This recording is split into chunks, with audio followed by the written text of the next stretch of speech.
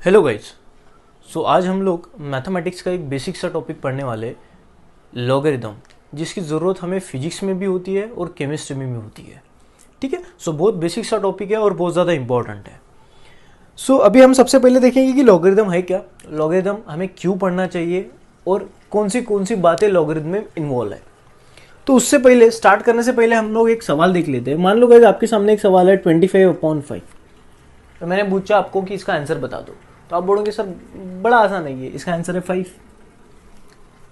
ठीक है। But guys जब मैं आपको ये सवाल पूछता हूँ 2.5321 अपॉन 5.1239 इंटू 0.123, अब मैं इसका आंसर आपको पूछता हूँ, तो गाइस ज़्यादातर बच्चे इसको सॉल्व नहीं कर पाएंगे और जो भी बच्चे सॉल्व कर पाएंगे वो थोड़ा टाइम लेंगे। ठीक है। और एग्जाम के लिए अभी हम लोग इस तरह के एग्जाम के लिए प्रिपरेशन कर रहे हैं जिसमें हमें टाइम बहुत ज़्यादा इंपॉर्टेंट है। ठीक है। अभी जैसे हमारे सामने ये एक सिचुएशन आई, ये एक प्रॉब्लम जनरेट हुआ कि भाई आता इसका सॉल्यूशन कैसे निकाले। उसी तरह गाइस अर्ली डेज में, जैसे अभी तो बहुत सारी टेक्नोलॉजीज है, बहुत आगे बढ़ चुके हो आप टेक्नोलॉजी के मामले में। बट गाइस पुराने ज़माने में जो भी साइंटिस्ट लोग, बड़े बड़े साइंटिस्ट लोग, कोई भी अगर रिसर्च करने के, कोई भी चीज़ों को अगर डिस्कवर करने के, तो उनको भी इस तरह के प्रॉब्लम को फेस करना पड़ता था। कॉम्प्लेक्स कैलकुलेशन रहते थे। ये तो बहुत सिंपल है, बहुत बड़े बड़े कैलकुलेशन उनको सॉल्व करने के। अभी आप सुनते होंगे कि किसी साइंटिस्ट को एक रिसर्च करने के पीछे, एक चीज़ डिस्कवर करने के पीछे सालों साल लगे। गाइस इतना टाइम पुराने ज़माने में इसलिए लगता था क्योंकि पुराने ज़माने में इतनी ज़्यादा टेक्नोलॉजी नहीं थी ताकि वो लोग उस टेक्नोलॉजी को यूज़ करके उनका टाइम सेव कर सके। जैसे मान लो पुराने ज़माने में कैलकुलेटर नहीं थे, कंप्यूटर्स नहीं थे, तो कैलकुलेटर और कंप्यूटर नहीं थे, इसलिए ये वाला कैलकुलेशन तो उनको खुद ब खुद करना पड़ेगा हाथों से, तो इनमें तो टाइम जाएगा। बट ये भी तो बहुत ज़्यादा सिंपल हो गया। पुराने ज़माने में बहुत बड़े बड़े कैलकुलेशंस आने के, तो इन बड़े बड़े कैलकुलेशन में टाइम भी बहुत ज़्यादा वेस्ट होने का। ठीक है ना गाइस, आंसर आने का बट टाइम उसमें बहुत ज़्यादा आने का। इसलिए ये बहुत ज़्यादा दिक्कत थी कि जो भी कॉम्प्लेक्स कैलकुलेशन रहते थे फिजिक्स में, चाहे केमिस्ट्री में, चाहे मैथमेटिक्स में, तो वो कॉम्प्लेक्स कैलकुलेशन का एक सॉल्यूशन चाहिए था उस जमाने में। तो एक मैथमेटिशियन साइंटिस्ट जो कि एस्ट्रोनॉमर भी थे, जॉन नेपियर, उन्होंने गाइस हमें एक ऐसी मेथड बताई जिस मेथड को अगर हम लोगों ने यूज किया तो वो मेथड कॉम्प्लेक्स से कॉम्प्लेक्स कैलकुलेशन भी आसानी से सॉल्व करके देंगी। ठीक है ना गाइस। तो मान लो कि जॉन नेपियर हमें एक ऐसा रास्ता बता रहा है, ऐसी एक ट्रिक बता रहा है जिस ट्रिक को हम लोग इस्तेमाल करके कठिन से कठिन भी कैलकुलेशन हम लोग चुटकियों में सॉल्व कर सकेंगे। तो अभी बस हमें यह देखना है कि जॉन नेपियर हमें जो मेथड बता रहा है वो मेथड क्या है। मान लो एक ट्रिक है जो जॉन नेपियर हमें बता रहा है। अब जॉन नेपियर हमें जो बोलेगा वो हमें सुनना है। तो गाइज ये हमें ट्रिक 11-12 में बहुत ज़्यादा काम में गिरने वाली है। और ये टॉपिक बस 11-12 के लिए है, क्योंकि अगर आप इंजीनियरिंग में जाते हो, हायर एजुकेशन में जाते हो, तो आपको बेसिकली कैलकुलेटर, साइंटिफिक कैलकुलेटर दिए जाते हैं। अगर आप 10 के पीछे अगर होंगे तो आपको कॉम्प्लेक्स कैलकुलेशन आती नहीं। बस अगर 11-12 की बात करें तो 11-12 में ही हमको ये टॉपिक रिक्वायर्ड है। ठीक है गाइज। तो गाइज अगर आप देख लो कि बड़े से बड़े कैलकुलेशन करने के पीछे हम जो आज सीखने वाला टॉपिक है जो कि लॉगरिदम है वो इन्वॉल्व है, तो गाइज जो भी कैलकुलेटर और जो भी कंप्यूटर जो भी बने हैं उनमें गाइज लॉगरिदम का बहुत ज़्यादा इंपॉर्टेंट रोल है। अभी भी मान लो अगर कोई एक सॉफ्टवेयर इंजीनियर है जो किसी कैलकुलेटर का या तो फिर कंप्यूटर में कैलकुलेशन वाला कोई एक सॉफ्टवेयर है वो बना रहा है, तो गाइज वो सॉफ्टवेयर बनाते टाइम उसको लॉगरिदम की बहुत ज़्यादा ज़रूरत गिरने वाली है। ठीक है ना गाइज। तो ये बहुत ज़्यादा टॉपिक हो सकता है आपके लिए। तो आपको करना बस ये है कि हम लोग पार्ट पार्ट में ये सारा टॉपिक सीख लेंगे पूरा। आपको बस ये ध्यान देना है कि जॉन नेपियर हमें क्या क्या बातें बता रहा है, वो बातें हमें सुन के बस उसके रूल को फॉलो करना है। जैसे आप कोई गेम खेलते हो ना गाइज, तो गेम खेलने से पहले रूल डिसाइड किए जाते हैं कि ये रूल्स है। अगर आप रूल ढंग से फॉलो करोगे तो आपको गेम बिल्कुल समझ में आएगा, आप खेल सकोगे। बट अगर आपने रूल थोड़ा तोड़ दिया तो आपको गेम से बाहर निकाल दिया जाएगा। उसी तरह अगर आप जॉन नेपियर जो बताएंगे वो अगर सुनते हो, समझते हो, आप कर सकते हो, तो आपको जरूर लॉगरिदम, जरूर कॉम्प्लेक्स से कॉम्प्लेक्स कैलकुलेशन जो कि आने वाले हैं आपके आगे के दिनों में, वो भी आप सॉल्व कर पाओगे। ठीक है। तो ये कुछ इंट्रोडक्टरी पार्ट है जो मैंने लिख दिया आपके लिए। जैसे फॉर एग्जांपल मैंने बोल दिया कि कॉम्प्लेक्स से कॉम्प्लेक्स कैलकुलेशन सॉल्व करना पहले ज़माने में प्रॉब्लम था, तो उसके बाद में एक मैथमेटिशियन मैथमेटिशियन मतलब वही जिसकी मैथमेटिक्स में बहुत ज़्यादा स्टडी है। फिजिशियन का मतलब जो फिजिक्स में ज़्यादा अच्छा स्टडी कर रहा है, और केमिस्ट मतलब जो केमिस्ट्री में अच्छा पढ़ाई में है। तो उसी तरह जॉन नेपियर एक मैथमेटिशियन थे जिनने एक मेथड डेवलप की जिससे कॉम्प्लेक्स से कॉम्प्लेक्स कैलकुलेशन भी हम लोग आसानी से सॉल्व कर पाए। बट सर ये लॉगरिथम ऑफ वर्ड कहाँ से आया? तो गाइस ये जो लॉगरिथम ऑफ वर्ड है ये दो वर्ड का कॉम्बिनेशन है जो कि ग्रीक है, एक लोगस और एक अरिथमास। गाइस लोगस का मतलब होता है रेशो और अरिथमास का मतलब होता है नंबर। मतलब दो किसी नंबर का अगर आपको रेशो लेना है, इसके लिए ये लॉगरिथम टर्म बाहर आई। अब बेसिकली लॉगरिथम को यूज करके हम किस तरह के कैलकुलेशन सॉल्व कर सकते हैं ये हम लोग पार्ट में आगे देखेंगे। पहले आज कुछ बेसिक सी बातें जान लेते हैं, ठीक है। उसके बाद में मैंने बोल दिया कि एरियाज लाइक कंप्यूटर कैलकुलेटर में अभी भी लॉगरिथम का अच्छा सा रोल है, ठीक है। तो चलो आओ हम लोग आगे बढ़ते हैं लॉगरिथम की तरफ। अभी हम लोग एक एक बातें सीखते हैं कि हमें सबसे पहले जॉन नेपियर साहब क्या बता रहे हैं। तो आप लोगों ने इक्वेशन नाम सुना होगा। इक्वेशन मैथमेटिक्स में आप बहुत बार ये वर्ड यूज करते हो, algebraic equation, quadratic equation, polynomial equation, बहुत सारे आप देखते भी हो, आप लोगों ने पढ़ भी चुके हैं। बट फिर भी हम लोग देखते हैं कि इक्वेशन क्या होता है। गाइस साइंस में कभी भी आप इस तरह के भाषा में कोई चीज लिखते हो, इस तरह के भाषा में, मतलब समथिंग इक्वल टू समथिंग, तो वो इक्वेशन हो जाता है। अभी मैंने इसको बोल दिया समथिंग, ये कुछ भी हो सकता है, कुछ भी, वॉटेवर, आपका नाम, आपका गांव, variable, constant, whatever, whenever you write something equal to something, ये फॉर्मेट जब कभी भी आपके सामने आता है आप इसको इक्वेशन बोल दो। For example ax plus B Y plus C is equal to 0, देखो इसी फॉर्मेट में है ये, तो ये इक्वेशन हो गया। X square plus B X plus C is equal to 0, इस फॉर्मेट में ये इक्वेशन हो गया। तो ये फॉर्मेट में कभी भी कोई चीज रहती है तो उसको हम लोग बोलते हैं इक्वेशन। अभी हम लोग सबसे पहले एक इक्वेशन देखने वाले जो कि होता है a to the power b is equal to c। अभी सबसे पहले ये बताओ कि ये इक्वेशन है या नहीं है। हाँ जी सर, ये जरूर इक्वेशन है, समथिंग इक्वल टू समथिंग। अभी इस वाले फॉर्म को गाइस हम लोग बोलते हैं एक्सपोनेंशियल फॉर्म। क्या बोलते हैं? Exponential form. तो ये होता है गाइस एक्सपोनेंशियल फॉर्म।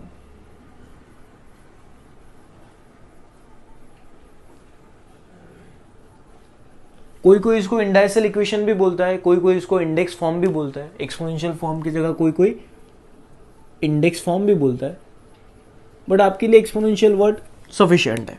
तो चलो अभी हम लोग एक्सपोनेंशियल फॉर्म के बारे में देखेंगे, आपको समझेगा धीरे धीरे कि क्या शुरू है। सबसे पहले एक्सपोनेंशियल फॉर्म में जो पैरामीटर है उसको हम लोग देख लेते हैं। गाइस ये जो टर्म है ये ए, इसको हम लोग बोलते हैं बेस, इसको हम लोग बोलते हैं बेस। ये जो बी वाली टर्म है इसको हम लोग बोलते हैं, या तो कोई कोई इसको पावर बोलता है, या तो कोई कोई इसको डिग्री बोल देता है, या तो कोई कोई इसको एक्सपोनेंट बोल देता है। और ये तो हमारा आंसर है, ठीक है। ये पूरी term basically a to the power b का आंसर क्या है? c। तो एक्सपोनेंशियल फॉर्म में तीन चीजें इन्वॉल्व है, एक बेस, एक आपकी पावर या तो डिग्री या तो एक्सपोनेंट, और एक आपका आंसर, मतलब a to the power b का आंसर जो होगा वो होगा, ठीक है। ये होता है एक्सपोनेंशियल फॉर्म। इसको रीड कैसे करते हैं हम लोग? a to the power b is equal to c। किस तरह से? a to the power b is equal to c। चलो ये एक्सपोनेंशियल फॉर्म हो गया। अभी गाइस किसी भी एक्सपोनेंशियल फॉर्म में आपको एक्सपोनेंट आइडेंटिफाई करता आना चाहिए। एक्सपोनेंट कौन होता है? जो पावर होता है। एग्जाम्पल के लिए हम लोग बोल देंगे, मान लो 3 की पावर 2 इज इक्वल टू 9। बोलो एक्सपोनेंशियल फॉर्म है या नहीं है? हाँ बिल्कुल सर, ये एक्सपोनेंशियल फॉर्म है। तो इसमें एक्सपोनेंट कौन है? एक्सपोनेंट मतलब आपके एक्सपोनेंशियल फॉर्म में जो पावर होगा वो एक्सपोनेंट हो जाएगा। एक्सपोनेंट कितना है? 2। उसी तरह एक और एग्जाम्पल हम लोग लेते हैं, 4 to the power 2 is equal to 16। ये भी एक्सपोनेंशियल फॉर्म है। इसमें एक्सपोनेंट कौन है? जो पावर होती है वो होता है एक्सपोनेंट। ये देखो 2, एक्सपोनेंट क्या होता है? 2। अभी चलो ये तो हम लोगों ने एक्सपोनेंशियल फॉर्म देख लिया। अभी आप बोलोगे सर ये क्या कहना क्या चाहते हो? अभी हम लोग देखो क्या करने वाले, हम लोग रादर जॉन नेपियर देखो क्या करता है। जॉन नेपियर बोलता है कि आप लोगों ने एक्सपोनेंशियल फॉर्म तो देखे है मैथमेटिक्स में। हाँ जी देखे। अभी आपको क्या करना है, ये जो एक्सपोनेंशियल फॉर्म है, इस एक्सपोनेंशियल फॉर्म को, मतलब ये जो इंडाइसियल इक्वेशन है, ये जो इक्वेशन आपके सामने है, इस इक्वेशन को आपको मैं जो बताता हूं उस तरह की प्रोसेस फॉलो करके एक दूसरे इक्वेशन में कन्वर्ट करना है। मतलब इस वाले फॉर्म को, एक्सपोनेंशियल फॉर्म को आपको दूसरे फॉर्म में कन्वर्ट करना है। अब ये दूसरा फॉर्म किस तरह से लाना है ये हमें जॉन नेपियर बताता है, हमको बस सुनना है। अगर जॉन नेपियर बोलेगा 1 + 1 11 होता है तो हम लोग वो भी मान लेंगे, क्योंकि अभी हम लोग जॉन नेपियर की दुनिया में आ गए। जॉन नेपियर जो बोलेगा वो हम लोग करेंगे, क्योंकि जॉन नेपियर का कहना अगर सुनते तो हमारी कॉम्प्लेक्स से कॉम्प्लेक्स कैलकुलेशन सॉल्व हो रहे। तो अभी जॉन नेपियर जो बोलेगा वो पूर्व दिशा। ठीक है गाइस, चलो। तो अभी जॉन नेपियर बोलता है कि हमको एक्सपोनेंशियल फॉर्म को कन्वर्ट करना है किसी और फॉर्म में। उस फॉर्म को वो कोई एक नाम देगा, वो नाम हम लोग बाद में देखते हैं। तो पहले हम लोग प्रैक्टिस कर देंगे। देखो प्रैक्टिस के लिए मान लो a⁴ = c है, जो कि एक्सपोनेंशियल फॉर्म है। जॉन नेपियर क्या बोलता है कि आपका जो आंसर है उस आंसर का आपको लेना है लॉग, LOG से हम लोग डिनोट करेंगे लॉग। जो बेस है वो बेस ही रहना है, और जो एक्सपोनेंट है वो हो जाएगा आपका आंसर। देखो मैंने क्या किया, एक्सपोनेंशियल फॉर्म को इस वाले फॉर्म में कन्वर्ट किया। किस तरह से कि आपका एक्सपोनेंशियल फॉर्म में जो आंसर है उस आंसर का आपको लेना है लॉग, जो आपका बेस है वो बेस ही रखना है, और जो आपका एक्सपोनेंट है वो आपको बनाना है आंसर। और इसको हम लोग रीड किस तरह से करेंगे, log c to the base a = b।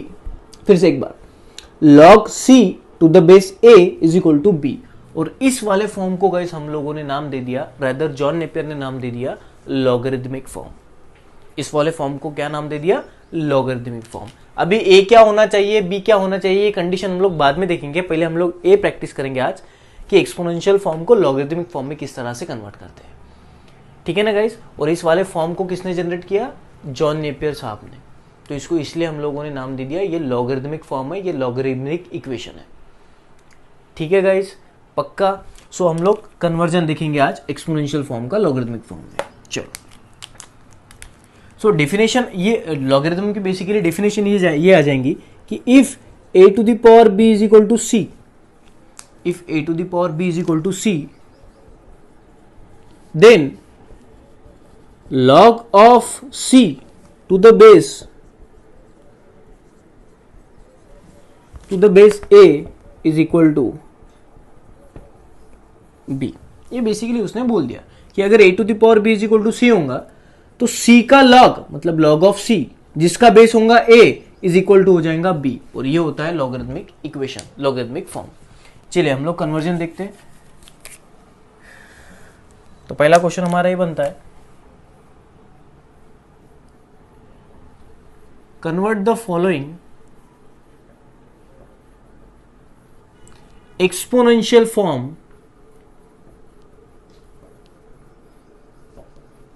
into logarithmic form। चलो, हमें कुछ एक्सपोनेंशियल फॉर्म दिए जाएंगे, उसको हमको लॉगरिथमिक फॉर्म में कन्वर्ट करना है। सबसे पहला उठाते हैं हम लोग 3⁻² = 9। बोलो एक्सपोनेंशियल फॉर्म है, हाँ जी सर एक्सपोनेंशियल फॉर्म है। चलो इसको हम लोग लॉगरिथमिक फॉर्म में कन्वर्ट करते हैं। हमें ध्यान में क्या रखना है कि एक्सपोनेंशियल फॉर्म में जो आंसर है उस आंसर का हमें लेना है लॉग, जो बेस है वो बेस ही रखना है, और बचा कौन, एक्सपोनेंट, उसको हमें बना देना है आंसर। ये हो गया लॉगरिथमिक फॉर्म। बड़ा आसान है, ज्यादा डिफिकल्ट नहीं। मतलब जो आंसर है उसका लॉग, जो बेस है वो बेस, जो पावर है उसको आंसर बना देना है। चलो दूसरा देखते हैं, 2⁻³ = 8। ये भी एक्सपोनेंशियल फॉर्म है। चलो लॉगरिथमिक फॉर्म में कन्वर्ट करते हैं। फिर से क्या, जो आंसर है उसका बना देना है लॉग, जो बेस है वो बेस, और जो पावर है वो जाएगा answer. So log 8 to the base 2 का आंसर क्या है 3, log 9 to the base 3 का आंसर क्या है 2। ये लॉगरिथमिक फॉर्म है जस्ट, बस। और एक तीसरा लेते हैं हम लोग, 5 का स्क्वायर हो जाएगा 25। चलो बना दो इसको लॉगरिथमिक फॉर्म में, बड़ा आसान। सर जो आंसर है उसका लेना पड़ेगा लॉग, जो बेस है वो बेस, जो पावर है वो जाएगा आंसर। ठीक है गाइस, तो हमको अभी ये आइडिया लग गई कि हम लोग किस तरह से एक्सपोनेंशियल फॉर्म को लॉगरिथमिक फॉर्म में कन्वर्ट करते हैं। 1 सेकेंड गाइस, या किस तरह से हम लोग एक्सपोनेंशियल फॉर्म को लॉगरिथमिक फॉर्म में कन्वर्ट करते हैं। ठीक है गाइस, तो आप और भी सवाल सॉल्व कर सकते हो, बट प्रैक्टिस के लिए बस ये 3 सफिशिएंट है। आपको समझ में आया होगा कि किस तरह से हम लोग लॉगरिथमिक फॉर्म लाते हैं। अभी गाइस इसका उल्टा करना है हमको। इसका उल्टा मतलब अभी हमको लॉगरिथमिक फॉर्म दिया जाएगा, उस लॉगरिथमिक फॉर्म को हमें एक्सपोनेंशियल फॉर्म में कन्वर्ट करना है। मतलब सेकंड क्वेश्चन हमारा ये भी हो सकता है convert the following logarithmic form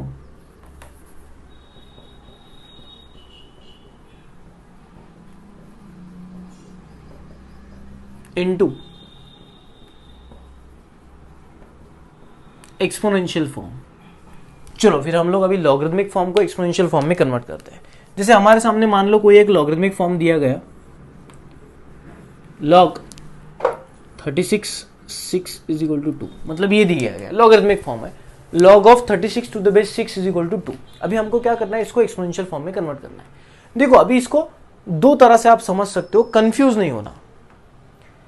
कभी आप लॉगरिथमिक टू एक्सपोनेंशियल जाओ, कभी आप एक्सपोनेंशियल टू लॉगरिथमिक जाओ, कंफ्यूज मत हो। आपको बातें पूरी तरह से समझते अगर आई होंगी तो आपको लर्न करने की, मगअप करने की जरूरत नहीं।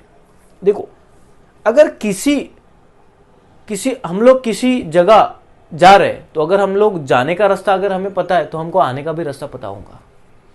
अगर जाते टाइम मुझे पूरा रास्ता याद है तो आते टाइम मुझे किसी को पूछने की जरूरत नहीं है, मैं खुद ब खुद आ सकता हूं। उसी तरह आप लोग एक्सपोनेंशियल फॉर्म से जब लॉगरिथमिक फॉर्म में गए तो आपने क्या क्या किया वो आपको पता है। जब वापस जाना है तो जो चीज जहां थी वहां रख दो, फिर से आपको आ जाएगा। और एक दूसरा है आसान तरीका, पहले वो, अब हम लोग कंसेप्चुअली जाते हैं। हम लोगों ने क्या बोला था गाइस, जो आंसर है उसका लेना पड़ेगा लॉग, तो वापस जाते टाइम जिसका लॉग है वो आंसर बन जाएगा। बात समझ में आ रही? जो आंसर था उसका हम लोगों ने लॉग लिया आते टाइम, तो जाते टाइम हम लोग क्या करेंगे, जो जिसका लॉग है वो आंसर बन जाएगा। तो लॉग किसका है 36 का, तो ये आंसर बन गया। लॉग किसका है 36 का, तो ये आंसर बन गया। जो बेस है वो बेस ही था, आप जाओ या आओ, जो बेस है वो बेस ही रहेगा, तो जो बेस है वो बेस ही रहेगा। बचा कौन 2, तो जो पावर है वो आंसर बन गया। तो अभी जो लॉगरिथमिक में आंसर है वो पावर बन जाएगा। आई बात समझ में? और देखो ये सही भी है, 6 का स्क्वायर 36 होता है। आपको समझ में आ रहा? मतलब वापस जाते टाइम आप आए कैसे थे वो अगर ध्यान में होगा तो आपको वापस जाते बराबर आएगा। तो दोनों में से एक अगर पता है तो आपको दूसरा जनरेट करते आएगा, बिल्कुल आएगा। और एक एग्जांपल लेते हैं हम लोग, दूसरा log of 49 to the base 7 is equal to 2। log of 49 to the base 7 is equal to 2। Guys जिसका आपने log लिया, वो हो जाएगा आंसर। जो बेस है वो बेस, जो आंसर है वो हो जाएगा exponent. 7 to the power 2 is equal to 49। ये भी एक तरीका है। थर्ड हम लोग देखेंगे, log of 8 to the base 2 is equal to 3। जिसका log है वो आंसर बन जाएगा, जो बेस है वो बेस, जो आंसर है वो पावर बन जाएगा। 2 to the power 3 is equal to 8। ये हो गया लॉगरिथमिक टू एक्सपोनेंशियल। और आसान तरीका ये है, एकदम सिंपल सी बात, देखो एकदम सिंपल सी बात, इसको इसका पावर बनाओ, इसको आंसर बनाओ। 6 to the power 2 is equal to 36। देखो 7 to the power 2 is equal to 49। 2 to the power 3 is equal to 8। मतलब बेस को पावर बनाओ, आंसर ये लिख दो। आई बात समझ में? मतलब लॉग टू एक्सपोनेंशियल जाते टाइम, एक्सपोनेंशियल टू लॉग आते टाइम भी आपको पता है, अभी लॉग टू एक्सपोनेंशियल भी आपको पता है। कंफ्यूजन नहीं होना चाहिए, दोनों कन्वर्जन आपको आनी चाहिए। फिर से एक बात बताता हूं, अगर एक्सपोनेंशियल फॉर्म रहता है तो जो आंसर है उसका लॉग लो, बेस को बेस रहने दो, पावर को आंसर बना दो। वापस जाते टाइम ट्रिक याद में रखो, इसको इसकी पावर बनाओ, ये आंसर लिख दो वापस जाते टाइम। सो इसका आंसर क्या हो जाएगा, 6 की पावर 2 इज इक्वल टू 36, 7 की पावर 2 इज इक्वल टू 49, 2 की पावर 3 इज इक्वल टू 8। अगर मैंने ये लिख दिया log of a to the base b is equal to c, तो मैं बोल दूंगा सर b की power c is equal to a। log of a to the base b is equal to c को क्या शॉर्टकट में लिख दूंगा, b to power c is equal to a। एकदम आसान तरीका। वो आप कैसा भी आओ, ये चाहे exponential to log, logarithm to exponential. तो ये सबसे पहले पहला टप्पा हम लोगों ने देख लिया कि जॉन नेपियर साहब ने हमें सबसे पहले ये बात बताई कि आप लोग जो एक्सपोनेंशियल फॉर्म है उस एक्सपोनेंशियल फॉर्म को लॉगरिथमिक फॉर्म में लाना सीखो, लॉगरिथमिक फॉर्म को एक्सपोनेंशियल फॉर्म में लाना सीखो। तो सबसे पहले एक्सपोनेंशियल की लैंग्वेज जो थी उसको हम लोगों ने हमारे जॉन नेपियर के लैंग्वेज में कन्वर्ट कर दिया, लॉगरिथमिक के लैंग्वेज में। अभी हम लोग आगे बढ़ेंगे। बात समझ में आ रही है ना गाइस? तो जैसे हमारे मोबाइल फ़ोन में कन्वर्टर होते हैं ना, जैसे हम कंप्यूटर में PDF को वर्ड में कन्वर्ट करते हैं, वर्ड को PDF में, ऑडियो फाइल को डिफरेंट फॉर्मेट में कन्वर्ट करते हैं, हमारे फोटोज जो होते हैं उसको हम लोग कन्वर्ट करते हैं, रिड्यूस करते हैं। तो जैसे फ़ोन में कन्वर्टर होता है, उसी तरह जॉन नेपियर ने हमें कन्वर्टर सिखाया कि आपको एक्सपोनेंशियल फॉर्म जो होता है मैथमेटिक्स में, उसको आप लॉगरिथमिक फॉर्म में किस तरह से कन्वर्ट कर सकते हो, ये कन्वर्ट करना सीखा। अभी हम लॉगरिथमिक फॉर्म में आ गए, अभी हम लोग आगे वाला एक स्टेप लेंगे। ठीक है, ऐसा धीरे धीरे करके हम लोग पूरा जॉन नेपियर का कहना समझ लेंगे, अप्लाई करना सीख लेंगे।